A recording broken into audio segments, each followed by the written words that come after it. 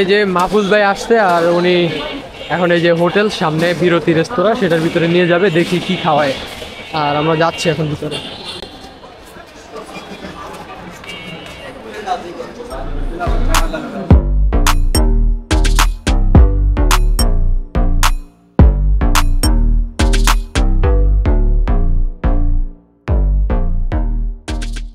কিসের আসলে এগুলো কাঁসা পিতল। এইগুলোর বর্তমান মার্কেট প্রাইস কত আছে? এগুলো বলতে পারি না, এগুলো তো অর্ডার দিয়ে বানাইছি। কত আগের এটা? এটা কতদিন হয়েছে আমাদের? 2 মাস।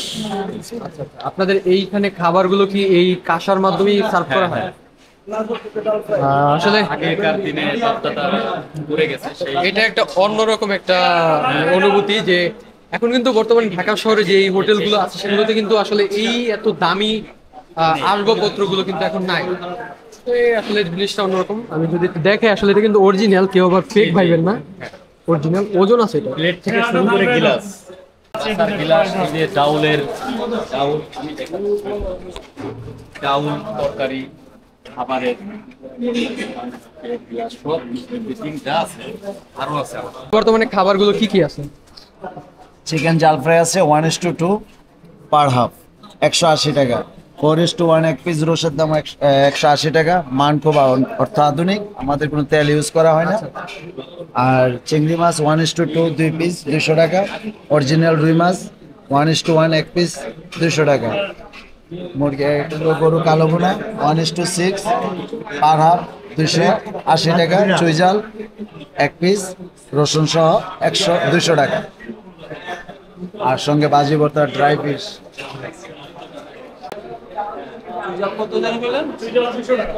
কি কি অর্ডার দিলেন একটু বলেন। আজকে ম্যানুয়ালে আমাদের এই যে বিরতি রেস্তোরাঁ যে হোটেলটা রয়েছে, এটা বাংলাদেশ রেলওয়ের কাউন্টারের সামনেই, এবং এটা উপরে দোতলায় ছিল, আজকে এটা কিন্তু নিচে নিয়ে আছে এবং অত্যাধুনিক।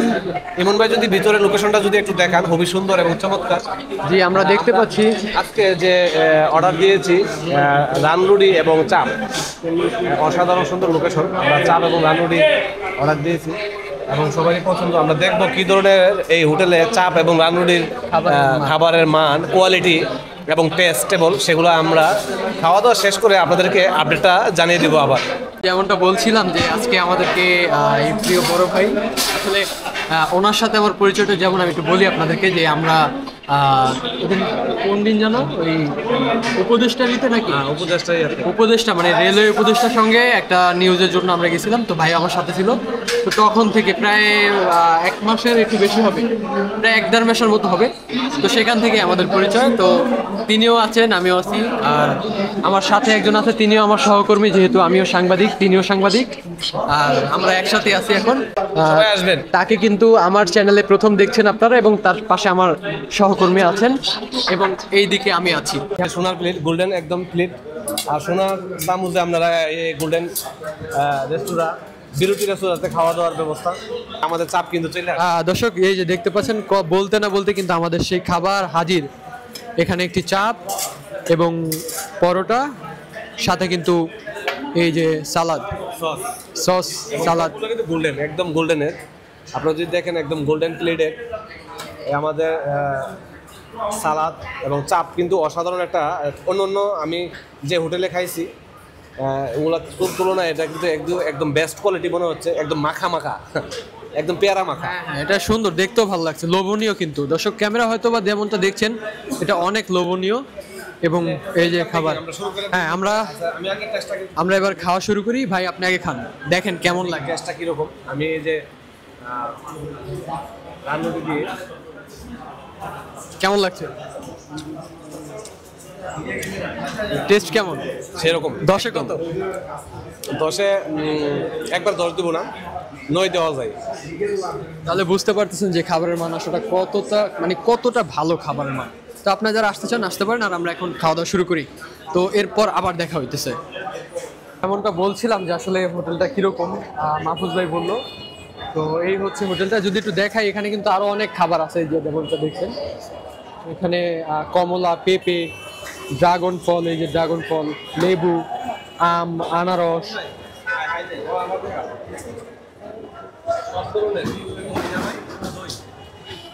আইসক্রিম, দই আইসক্রিম। আচ্ছা, আগে তো রেল পানি ছিল, এখন আপনারা ফ্রেশ পানিটা নিয়ে আসছেন। রেল পানিটা কি কোনো সমস্যা, প্রবলেম করছে কি? ওই আপনাদের এখানে মোট কি কি পানীয় জাতীয় খাবার পাওয়া যায়?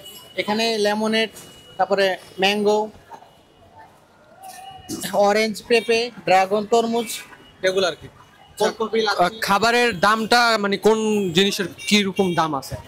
লাচ্ছি 100 টাকা, লেমনের 60 টাকা, অরেঞ্জ হচ্ছে 120 টাকা, ম্যাঙ্গো 120 টাকা, তরমুজ 100 টাকা, আর আনারস 100 টাকা, পেঁপে 100 টাকা, ফুলকপি 150 টাকা। আপনার কাছে খাবারটা মনে হয় ভালো লাগছে, আপনাকে অনেক খুশি দেখতাছি আমি। আর ভাইয়ের কাছে খাবারটা মনে হয় অনেক ভালো লাগছে, যেহেতু খুশি দেখতাছি। এই রেস্তোরাঁয় কোনো ডিসকাউন্টের আশা করেন কিনা? এটা কর্তৃপক্ষ আছে, আমরা কর্তৃপক্ষের কাছে জিজ্ঞাসা করছিল যে সাংবাদিক ভাই যে এই রেস্টুরেন্টে যারা আসে তাদের সবকিছু। এখানে কোনো কুপন কোড আছে কিনা, মানে ডিসকাউন্টের কোনো ব্যবস্থা করছেন কিনা? ডিসকাউন্টের ব্যবস্থা আছে।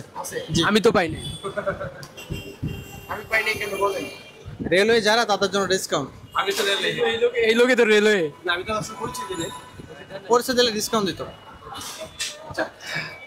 ওইটা বাদ দিয়ে আমরা এখানকার যারা এই স্থানীয় অর্থাৎ এই রেলে যারা কাজ করে তাদের জন্য কিছুটা ডিসকাউন্ট আছে। ভাই কিন্তু রেলওয়েতে কাজ করে, পরিচয়টা দেয় নাই, এর আগে বিল দিয়ে দিছে। তো উনি যেমনটা বললো যে এই জায়গাটায় আর কি ডিসকাউন্ট দেয়। তো এই হচ্ছে সেই জায়গা, যেটা হচ্ছে কমলাপুর রেল স্টেশনের ভিতরের জায়গা। এবং এই যে আমাদের মাহফুজ ভাই, একদম আসলে এখানে আসলে বোঝা যায় না কখন রাত না দিন, কারণ একদম চকচকে আলো আর মানুষের কোলাহলতা থাকে, হাজার হাজার মানুষ। যারা রেল স্টেশনে আসবেন, যদি রাতে কোনো কারণে থাকতে হয়, না থাকা ভালো, যদি এরপরে যদি থাকতে হয় তাহলে আপনারা চেষ্টা করবেন আপনার ব্যাগ, প্রয়োজনীয় মালামাল, মোবাইল, মানি ব্যাগ এগুলো সেফটি অবস্থা রেখে আপনার মালামালের আপনারই দায়িত্ব নিতে হবে। আমরা হোটেল থেকে কিন্তু খাওয়া দাওয়া করে বের হয়েছি, এখন হচ্ছে 14 নম্বর প্ল্যাটফর্মে আসছি।